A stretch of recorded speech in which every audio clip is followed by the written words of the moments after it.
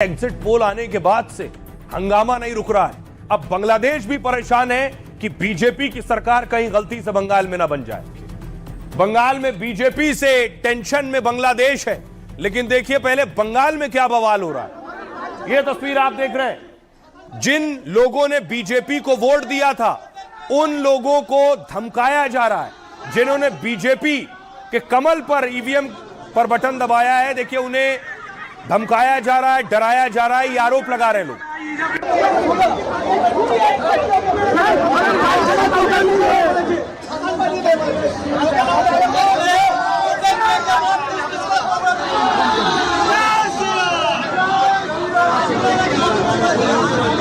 ये फाल्टा की तस्वीरें देख रहे हैं। फाल्टा वहां जहां से जहांगीर खान आते हैं और आरोप लगाया जा रहा है कि टीएमसी के लोग धमका रहे हैं, ऐसा आरोप है। दूसरी तरफ चुनाव हो गए, बीजेपी के एक नेता पर हमला हो गया है, बीजेपी के नेता को अस्पताल पहुंचाया गया।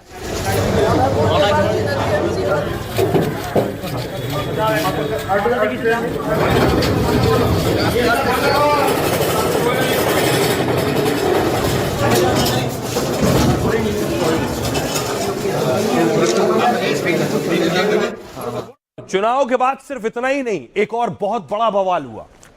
कल ये तस्वीरें टीएमसी ने जारी की। बीच में आपको दिख रहा है कि ये जो बीच की तस्वीर आप देख रहे हैं, टीएमसी का दावा है कि स्ट्रांग रूम के अंदर बैलेट बॉक्स खोला गया है।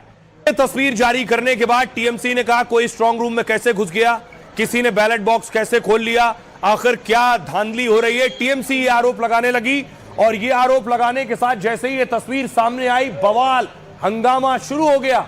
ममता बनर्जी एक्टिव मोड में आ गई और ममता बनर्जी देखिए फौरन गाड़ी का काफिला लेकर स्ट्रांग रूम पहुंच गई जहां की तस्वीरें सामने आई थी।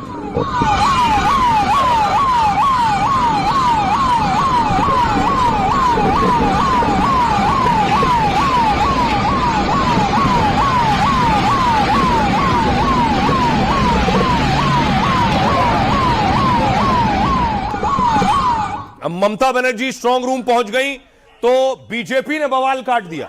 शुभेंदु अधिकारी के करीबी पुलिस से बहस कर रहे थे कि आखिर आपने ममता को क्यों जाने दिया।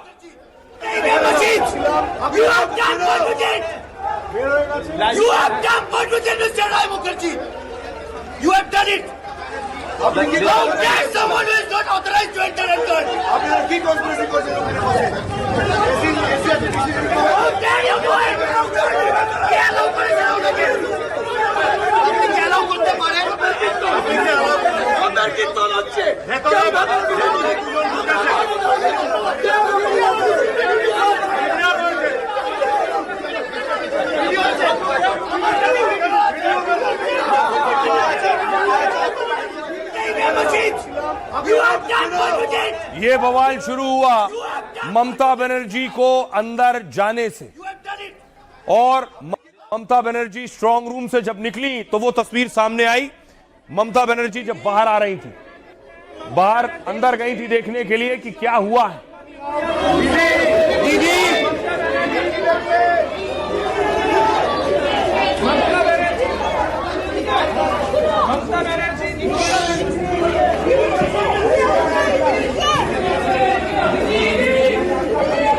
और फिर देखिए उसके बाद ममता बनर्जी ने कहा कि अगर कुछ गड़बड़ हुआ तो मैं जान दे दूंगी। इतना टॉर्चर हुआ, हमारा एजेंट को इतना अरेस्ट किया, इतना वन साइडेड हुआ, उसका बाद भी अगर ऐसा ईवीएम मशीन को लूट करने के लिए, अगर काउंटिंग लूट करने के लिए कोई कोशिश करे तो हम जिंदगी मौत एक का टर्म लड़ेंगे, तो हम जिंदगी मौत एक का टर्म लड़ेंगे। लेकिन ये तो ठीक नहीं है। हमारे से कुछ स्लोगन शॉटिंग करेंगे तो हम बोले तो वो तो गुजरात से आया स्लोगन शॉटिंग करने के लिए। हमारा कोई एरिया है, हम एक सेकंड में बोलेगा तो कॉलेज से हम 10,000 लेके इधर में खड़ा बैठे, हमको बाहर से ले आने का जरूरत नहीं। अब देखिए हुआ क्या कि एक स्ट्रांग रूम पर बवाल किया अगर टीएमसी ने, तो बीजेपी के कार्यकर्ता पहुंच गए। उनका कहना था कि टीएमसी की एक वैन खड़ी थी कि आखिर ये वैन यहां क्यों आई है। टीएमसी का फूल छपा था और सवाल उठाए उन्होंने। ये डुप्लीकेट मशीनें घुसा के टेम्परिंग करेंगे। ये कौन सी जगह है, कौन सी जगह है? एक जगह शेखावत स्कूल ये काउंटिंग एजेंट है। काउंटिंग सेंटर के बाद टीएमसी का गाड़ी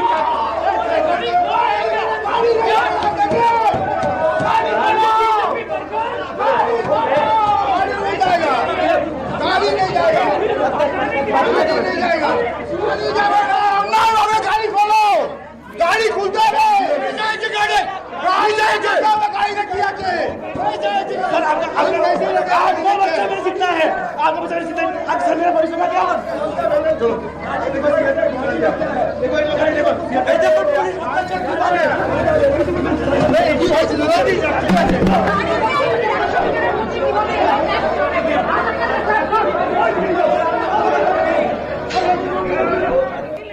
देखिए उस स्ट्रांग रूम तक शुभेंदु अधिकारी पहुंचे, उनकी भी तस्वीरें सामने आई।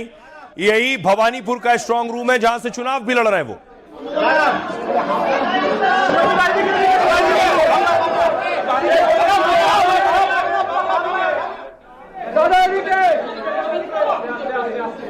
तो एक सवाल ये कि आखिर बंगाल में कौन जीतेगा, बीजेपी या टीएमसी? एग्जिट पोल बीजेपी को जिता रहे हैं।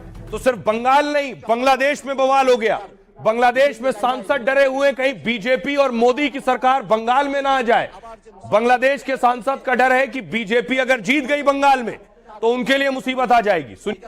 এই বাংলাদেশে শরণার্থীদের ঢল নামানো হতে পারে সেই ধরনের চক্রান্ত আশেপাশে চলছে। মাননীয় স্পিকার, বিভিন্ন জায়গায় রোহিঙ্গারা অলরেডি চলে এসেছে। আবার আমাদের প্রতিবেশী দেশ থেকে আবার যে মুসলমানদেরকে বের করে দিয়ে আমাদের দেশে শরণার্থী হিসেবে ঢল নামানো হবে না তার কোনো গ্যারান্টি নেই মাননীয় স্পিকার। এই কারণে আমরা এই বাংলাদেশের যারা মানুষেরা আছি আমাদেরকে একতাবদ্ধ থাকতে হবে। আমরা সেই ৭১-এ এই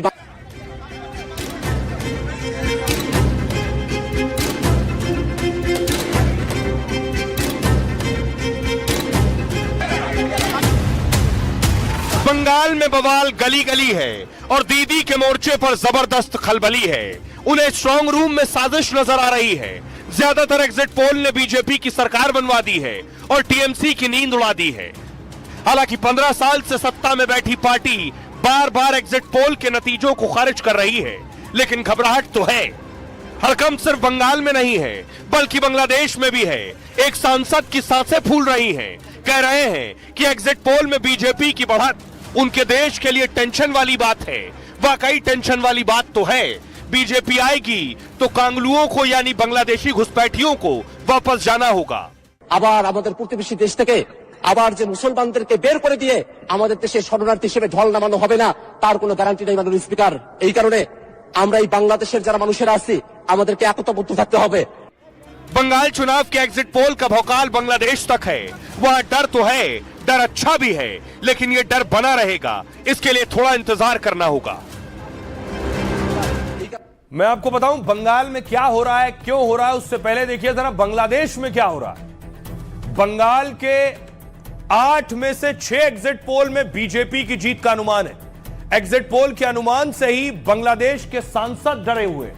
बांग्लादेशी सांसद अख्तर हुसैन ने अपनी संसद में बयान दिया कि बीजेपी सांसद निशिकांत दुबे ने अख्तर हुसैन का वो वीडियो शेयर किया एक्स पर। बीजेपी की पश्चिम बंगाल की जीत घुसपैठ को रोकेगी और बांग्लादेशी मुसलमानों को भगाएगी, ये खतरनाक होगा, ये बांग्लादेशी सांसद कह रहे हैं। वो कह रहे हैं अगर पश्चिम बंगाल के एग्जिट पोल में बीजेपी की जीत दिखाई दी और अगर बीजेपी वहां सरकार बना लेती है तो वो सभी कांगलू लोगों को बांग्लादेश में ढकेल देंगे। बांग्लादेश में शरणार्थियों की बाढ़ लाने की साजिश चल रही है। उन्होंने कहा हमारे लिए मानवीय, आर्थिक और शरणार्थी संकट खड़ा हो जाएगा।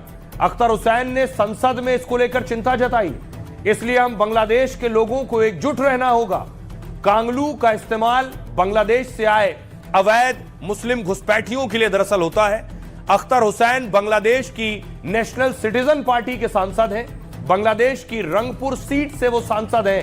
निशिकांत दुबे ने वीडियो शेयर करते हुए निशाना साधा है। निशिकांत ने कहा टीएमसी के मददगार धीरे धीरे सामने आते जा रहे हैं, जो इस प्रकार के बयानों से साफ हो रहा है। बंगाल चुनाव में घुसपैठ और नागरिकता का मुद्दा जोर शोर से चलाया गया। 4 मई को काउंटिंग के बाद इस मुद्दे पर घमासान और बढ़ सकता है। आइए अब आपको सुनवाता हूं, सांसद को सुनिए जो बांग्लादेश के, जो बांग्लादेश की संसद में खड़े होकर कह रहे हैं कि बंगाल में बीजेपी की सरकार आ गई तो हमारे लिए परेशानी बढ़ जाएगी। सुनिए। আমরা এমন একটা ডিসিশনে हम एक क्षेत्रीय स्थिति और दुनिया के एक ऐसे स्थान पर स्थित हैं जहां हम कई वास्तविकताओं से घिरे हुए हैं। माननीय अध्यक्ष महोदय, बांग्लादेश में शरणार्थियों की बाढ़ लाने की साजिश चल रही है। विभिन्न स्थानों से रोहिंग्या पहले ही यहां आ चुके हैं। इसके अलावा माननीय अध्यक्ष महोदय, इस बात की कोई गारंटी नहीं है कि हमारे पड़ोसी देशों से मुसलमानों को निकालकर हमारे देश में शरणार्थी के रूप में नहीं भेजा जाएगा। इसलिए हम बांग्लादेश के लोगों को एकजुट रहना होगा। আমাদেরকে একতাবদ্ধ থাকতে হবে। अब देखिए जरा, अब एक तो बांग्लादेश की बात हो गई। बांग्लादेश को डर है कि जो घुसपैठिए उन्हें वापस न भेज दिया जाए। दूसरी तरफ बंगाल में बवाल चल रहा है। बंगाल में जो बवाल है इस तस्वीर को लेकर है। यह तस्वीर जो टीएमसी ने जारी की और कहा कि बैलेट बॉक्स के साथ इसमें छेड़छाड़ हो रही है। तो अब मैं आपको बताता हूं कि आखिर बैलेट बॉक्स के साथ कुछ हुआ भी है या नहीं हुआ, इसका सच क्या है। तो देखिए जरा, ममता बनर्जी का कहना है, टीएमसी के सांसद है, वो कह रहे हैं ये एक सीलबंद स्ट्रांग रूम है। जब इसे खोला गया तो अंदर कुछ हलचल दिखाई दी, किसी तरह की हलचल थी। इसके बाद समिक भट्टाचार्य कह रहे हैं, अध्यक्ष है बंगाल बीजेपी के, अगर बीजेपी ये सब कर रही है, अगर इसके पीछे कोई साजिश है तो इस बारे में बात करने के लिए सुप्रीम कोर्ट के दरवाजे खुले। उनके पास भी काला कोट है, इसलिए वो खुद भी जा सकते हैं। डोला सेन कह रही है, हमने वही वीडियो शेयर किया जो चुनाव आयोग दिखा रहा है। अगर वो फर्जी साबित होता है तो चुनाव आयोग ही फर्जी होगा। अर्जुन सिंह ने कहा, ममता बनर्जी इस चुनाव में हार रही, इसलिए इस तरह के सवाल उठाए जा रहे हैं। सौगत रॉय ने कहा, टीएमसी सांसद सौगत रॉय का दावा है कुछ लोग स्ट्रांग रूम में घुस गए, वो वोटों की गिनती की प्रक्रिया में गड़बड़ी करना चाहते थे। गुजरात से आए कुछ लोग नारे लगा रहे थे। सुनिए जरा, इस पर सियासतदान क्या कह रहे हैं। अनएथिकल ड्रामाबाजी किया, इसका कोई आधार नहीं है, झूठा बात है, पूरा झूठा बात। ये हो ही नहीं सकता। जनता जिसको जनादेश दे दिया उसको स्वीकार कर लेना चाहिए। बंगाल बर्बाद हो गया है 15 साल। कृपा कर बे शांति विराज करे, सब अच्छा रहे। चुनाव हो गया है, इसी तो भाजपा है, इसीलिए बाहर में हो सकता है इतना सिक्योरिटी, तो अंदर जो काम कर रहा है वो तो भाजपा के लिए ही काम कर रहा है। इसीलिए हमको कॉशियस रहना पड़ता है। हम लोग जीतेंगे। ममता बनर्जी वापस आ रही है with huge majority. Trinamool Congress की जो मांगे है या जो भी उनका एलिगेशंस है, वो सारे एलिगेशंस इलेक्शन कमीशन ने प्रूव कर दिया कि ये एलिगेशन सही नहीं है। और ये एलिगेशन तृणमूल कांग्रेस दे रहा है, मतलब तृणमूल कांग्रेस मान चुका है कि उनको आगे आने वाले समय में ऑपोजिशन पार्टी का भूमिका निभाना है। जो जगह इसके पहले तक भी कैमरा देख सकते थे, हर कोई पॉलिटिकल वर्कर या प्रेस भी देख सकती थी, अब उस पे पाबंदी है। अब सिर्फ एजेंट को, जिस एजेंट का नाम हम लोग देंगे कैंडिडेट, वो 10 एजेंट शिफ्ट वाइज एक जन करके कुछ देर के लिए रह के वीडियो विंग करेंगे। यही ये सिद्धांत एक तरफा है। पूरा का पूरा पैरेलल स्ट्रक्चर बनाया उन्होंने कि कैसे बंगाल में किया जाए, लेकिन उसके बावजूद भी दीदी वहां पर जीतने जा रही हैं। दीदी ऐतिहासिक वोटों से जीते। ये नौटंकी कर रहे हैं। चुनाव तो खत्म हो गए, अभी घबराए हुए लगते हैं ममता बनर्जी को। उन्होंने साबित कर दिए हैं कि बंगाल में जोकर जरूर है, उस जोकर के नाम ममता बनर्जी। ममता बनर्जी जो कर रही है इससे पूरा पश्चिम बंगाल की जनता अवगत है। किसी भी बात की कोई भी प्रतिष्ठा आज पश्चिम बंगाल में ममता बनर्जी का जमीन पर नहीं है। और आइए अब आपको बताऊं ममता बनर्जी क्या आरोप लगा रही हैं और चुनाव आयोग क्या कह रहा है बैलेट बॉक्स को लेकर। ममता बनर्जी ने कहा 4 मई को काउंटिंग से पहले ही बंगाल में बवाल हुआ। खुद ममता बनर्जी स्ट्रांग रूम तक पहुंच गई। टीएमसी नेताओं ने कोलकाता में धरना दिया। कल देर रात तक इसको लेकर ड्रामा हुआ। ममता भी देर रात एक स्ट्रांग रूम में पहुंची। करीब 4 घंटे तक ममता बनर्जी वहां रही। ममता ने ईवीएम से छेड़छाड़ का आरोप लगाया। उन्होंने कहा तो हम जान की बाजी लगा देंगे अगर कोई छेड़छाड़ हुई। मुझे केंद्रीय बल ने स्ट्रांग रूम तक जाने से पहले रोका, लेकिन चुनाव नियमों के मुताबिक उम्मीदवार वहां जा सकता है। इसके बाद अधिकारियों ने वहां जाने की इजाजत दी मुझे। अगर कोई गड़बड़ी हुई तो इसके खिलाफ हम लड़ेंगे। ममता ने दूसरे उम्मीदवारों से भी काउंटिंग सेंटर पर डटे रहने को कहा है। दरअसल टीएमसी ने सोशल मीडिया पर एक वीडियो शेयर किया था। इसमें चुनाव आयोग के अधिकारी बीजेपी कार्यकर्ताओं के साथ दिख रहे हैं। टीएमसी का दावा यह है कि वो बैलेट बॉक्स खोलने की कोशिश कर रहे थे। अब देखिए, इस पूरे मामले पर चुनाव आयोग ने साफ साफ बात कही है। चुनाव आयोग ने ममता के आरोपों को खारिज किया। ईसी के मुताबिक पोस्टल बैलेट की छटनी हो रही थी। शाम 4 बजे पोस्टल बैलेट की छटनी की गई और इसको लेकर सभी पार्टियों को, सभी दलों को जानकारी दी गई थी। पार्टियों ने आमंत्रण को नजरअंदाज कर दिया। बाद में सीसीटीवी को लेकर चिंता जताई। सभी ईवीएम पूरी तरह से सुरक्षित हैं और पोस्टल के माध्यम से जब पोस्टल बैलेट आते हैं तो उसके बाद उन्हें रखा जा रहा था। सुनिए जरा ममता बनर्जी क्या कह रही है। बहुत सारे जगह में कि उधर में मैनिपुलेशन हो रहा है और बाहर का आदमी आके वो खुल रहा है, देख रहा है, पोस्टल बैलेट को इधर उधर कर रहे हैं। हम तो ये नहीं चाहते हैं कि लोकतंत्र को वोट जबरदस्ती दखल किया जाए।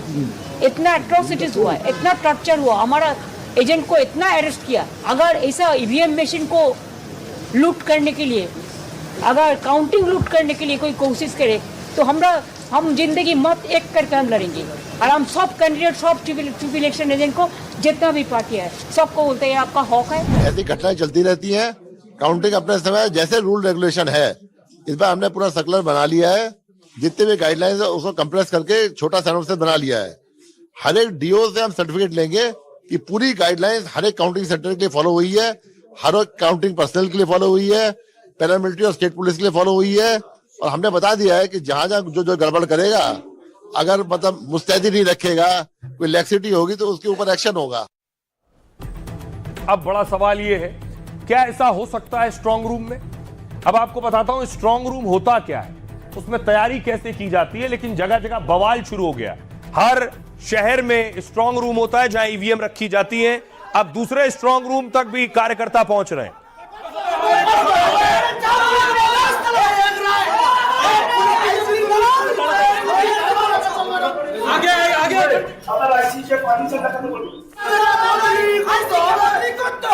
अब देखिए, जिस स्ट्रांग रूम से पर सवाल उठे हैं वहां बैरिकेडिंग कर दी गई है। बाकायदा लोहे की जालियां लगा दी गई हैं कि कोई उस तरफ ना जाने पाए।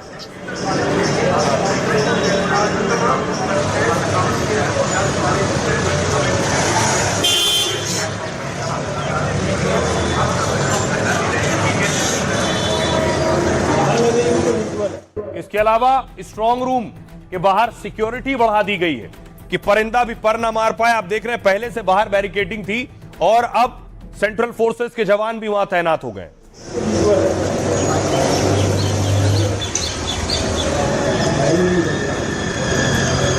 और दूसरे जो स्ट्रांग रूम है उसमें देखिए इस तरह मॉनिटर लगे होते हैं बाहर। अंदर ईवीएम रखी हुई है, वहां सीसीटीवी लगे हैं और सीसीटीवी का जो आउटपुट है वो सब देखिए टीवी पर आ रहा है। मल्टी विंडो, बहुत सी विंडोज आपको दिख रही, सारे सीसीटीवी का आउटपुट दिख रहे हैं कि अंदर ईवीएम रखी हुई है सुरक्षित।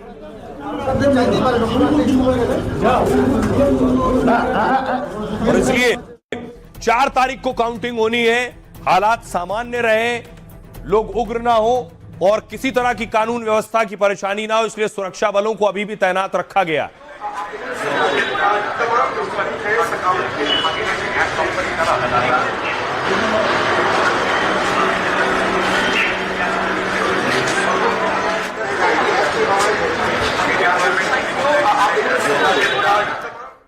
अब आइए आपको बताऊं ये स्ट्रांग रूम क्या होता है। स्ट्रांग रूम चुनाव प्रक्रिया का बेहद महत्वपूर्ण और संवेदनशील हिस्सा है। चुनाव खत्म होने के बाद सारे ईवीएम यहीं पर सुरक्षित रखे जाते हैं। काउंटिंग की पूरी प्रक्रिया इसी स्ट्रांग रूम में होती है। वैसे तो ये कोई साधारण सा कमरा होता है, लेकिन इस कमरे की सुरक्षा बेहद कड़ी होती है। ईवीएम और वीवीपैट मशीनों को काउंटिंग तक सुरक्षित रखा जाता है। ये कमरे सरकारी इमारतों, कॉलेज या पॉलिटेक्निक संस्थानों में होते हैं। जिला निर्वाचन अधिकारी सुरक्षा मानकों के आधार पर इसे चुनते हैं। अब हर शहर में स्ट्रांग रूम में 3 लेयर सिक्योरिटी होती है। यहां 24 घंटे केंद्रीय सुरक्षा बल के जवान तैनात होते हैं। ये जहां ईवीएम बैलेट बॉक्स रखे जाते हैं उस कमरे में एक ही गेट होता है और इस गेट पर 2 ताले लगाए जाते हैं। राजनीतिक दलों के प्रतिनिधियों की मौजूदगी में तालों को सील किया जाता है और इस चाबी को 2 अधिकारियों को सौंपा जाता है। एक चाबी रिटर्निंग अफसर को और दूसरी चाबी सहायक रिटर्निंग अफसर के पास होती है। स्ट्रांग रूम के गेट और गलियारों में 24 घंटे सीसीटीवी निगरानी होती है। इसे उम्मीदवार या उनके प्रतिनिधि देख सकते हैं। सुरक्षाकर्मी 24 घंटे हर आने जाने वाले की जानकारी दर्ज करते हैं। यहां हर किसी को आने जाने की अनुमति भी नहीं होती है। किसी भी अनधिकृत गाड़ी को जाने की अनुमति नहीं दी जाती है। उम्मीदवार यहां अपने एजेंट तैनात कर सकते हैं। आरओ यानी रिटर्निंग अफसर दिन में 2 बार इस स्ट्रांग रूम का निरीक्षण करते हैं। अब कोलकाता में स्ट्रांग रूम के 200 मीटर के दायरे में धारा 163 लगा दी गई। काउंटिंग के दिन सुबह 7 बजे स्ट्रांग रूम खोला जाता है और इस दौरान रिटर्निंग अफसर ईसी यानी इलेक्शन कमीशन के ऑब्जर्वर यहां मौजूद होते हैं। ताला खोलते समय उम्मीदवार या उनके प्रतिनिधि मौजूद होते हैं। इसके बाद ईवीएम को काउंटिंग वाली जगह पर ले जाया जाता है और इस दौरान बेहद कड़ी सुरक्षा होती है। पूरे रास्ते की वीडियोग्राफी भी की जाती है। फिर ईवीएम की कंट्रोल यूनिट को काउंटिंग टेबल पर लाया जाता है और उसके बाद वोटों की गिनती शुरू की जाती है। काउंटिंग की हर प्रक्रिया की जानकारी सभी पक्षों को दी जाती है। सुनिए जरा क्या कुछ कह रहे हैं समर्थक और क्या कह रही है पुलिस। 4 तारीख को भारतीय जनता पार्टी के विजय बंगाल में होने वाली है। ये गुंडे कुछ भी कर ले, पुलिस के जो उनके दलाल है, जो जानबूझकर मीडिया को तो परेशान करते, कार्यकर्ताओं को उठा कर बाहर फेंका। हमारे एक सिख भाई के उसकी पगड़ी खोली गई, ये कभी माफ नहीं किया जाएगा। पूरी दुनिया देख रही है उनकी हार। अब ये निश्चित है, जैसे दिया फटफटाता है बुझने से पहले, ये सरकार ये जाने वाली है। उसकी हार का डर यहाँ पर दिखाई दे रहा है। हम लोग को पता है हम लोग जीत चुके हैं, बस रिजल्ट की बारी है। रिजल्ट 4 तारीख को निकलेगा, बस उसके बाद तो और खुशी होगी। गलत चीज कर रही है बीजेपी, उस चीज को लेकर नारेबाजी कर रहे हैं। कहना यही है कि हम लोग जीत चुके हैं। ये सब कोई जान चुका है कि हमारी जीत आ चुकी है। बंगाल के लोगों ने एक बार फिर से अपना भरोसा ममता बनर्जी के ऊपर जताया है। बीजेपी अपनी हार नहीं मान रही है, इसीलिए वो चोरी करने उतरे हुए हैं। टीएमसी की प्रचार गाड़ी कैसे भीतर पार्क हुई? पुलिस ने ही उसको पार्क करवाया, पुलिस ने ही उसको निकाला। आप कैंडिडेट हैं, आप भीतर जा सकते हैं, 100 बार जा सकते हैं। आपके सहयोगी मंत्रिमंडल के फिराद हकीम कैसे जा सकते हैं?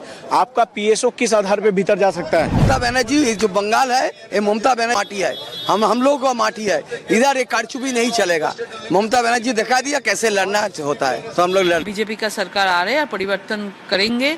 और 15 साल का एंटी इनकम्बेंसी पूरा सब लोगों का चेहरे में थे कि इस टाइम में हम लोग को चेंज करना जरूरत हो गया है। अभी सीट को लेके तो बहुत सारे लोग बहुत कुछ बात कर रहे हैं, लेकिन सरकार भारतीय जनता पार्टी बना रहा है। हारने वाले के पास और कोई बहाना नहीं है। 15 साल राज करने के बाद कोई पार्टी एसआईआर स्ट्रांग रूम लेके पॉलिटिक्स करता है, इसका मतलब क्या है?